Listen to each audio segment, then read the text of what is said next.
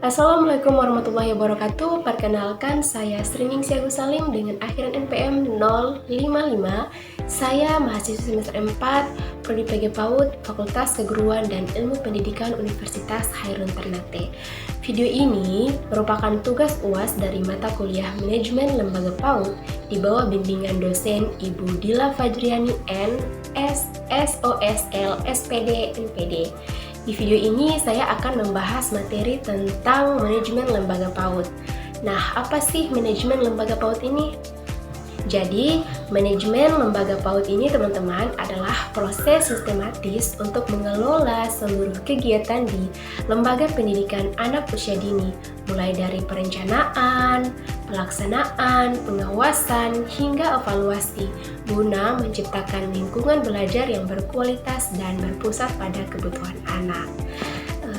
Manajemen ini bertujuan untuk menjamin tercapainya tujuan pendidikan PAUD, yaitu mengoptimalkan perkembangan anak secara holistik dari aspek fisik, kognitif, sosial, emosional, bahasa, dan spiritual, dan lain sebagainya. Nah, ada beberapa tujuan dari manajemen lembaga PAUD, yakni yang pertama, mewujudkan layanan PAUD yang berkualitas. Kedua, mengoptimalkan sumber daya lembaga seperti tenaga, dana, sarana, dan lingkungan. Ketiga, meningkatkan efisiensi dan efektivitas pelaksanaan pendidikan anak usia dini. Dan yang menjamin keterlibatan orang tua dan masyarakat dalam pendidikan anak. Selanjutnya, ada fungsi dari manajemen dalam lembaga PAUD. Nah, yang pertama, perencanaan atau planning. Nah, ini seperti menyusun visi, misi, tujuan, dan program lembaga secara strategis dan sesuai dengan kebutuhan anak. Kedua, pengorganisasian. Ini yang dimana dalamnya tuh menata struktur organisasi menjadi membagi tugas dan menentukan peran seluruh pihak. Ketiga, pelaksanaan. Nah, sini menerapkan rencana melalui kegiatan belajar, administrasi, dan pelayanan anak. Dan yang terakhir ada pengawasan dan evaluasi. Ini seperti memantau kegiatan, menilai keberhasilan, dan melakukan perbaikan berkelanjutan.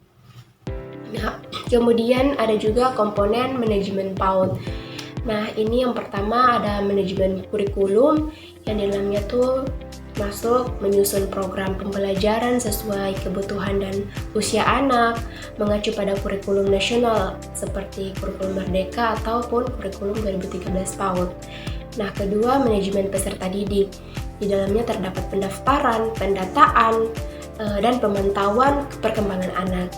Ketiga, manajemen pendidik dan tenaga kependidikan. Di dalamnya terdapat rekrutmen, pelatihan, pembinaan, dan penilaian kinerja guru serta staf pendukung. Keempat, ada manajemen sarana dan prasarana. Di dalamnya tuh terdapat pengadaan, pemeliharaan, dan penggunaan fasilitas bermain dan belajar anak. Kelima, ada manajemen keuangan, yang pastinya di dalamnya terdapat perencanaan, pelaporan, dan penggunaan dana secara transparan dan akuntabel. Dan terakhir, manajemen hubungan dengan orang tua dan masyarakat. Ini melibatkan keluarga dan komunitas dalam proses pendidikan. Selanjutnya ada juga prinsip-prinsip manajemen PAUD. Nah, ini pertama berorientasi pada kepentingan terbaik anak, itu prinsip pertamanya. Kedua, ada prinsip transparan dan akuntabel. Terus ketiga, berbasis data dan evaluasi. Nilainya fleksibel dan kontekstual, ini sesuai dengan karakteristik lembaga dan lingkungan. Nah, jadi teman-teman, manajemen lembaga PAUD merupakan aspek kunci dalam menjamin mutu pendidikan anak usia dini. Dengan manajemen yang baik, lembaga PAUD pun mampu menciptakan lingkungan belajar yang aman, menyenangkan, dan sesuai tahap perkembangan anak. Sekaligus mendorong kolaborasi antara lembaga, keluarga, dan masyarakat. Semoga bermanfaat. Wassalamualaikum warahmatullahi wabarakatuh.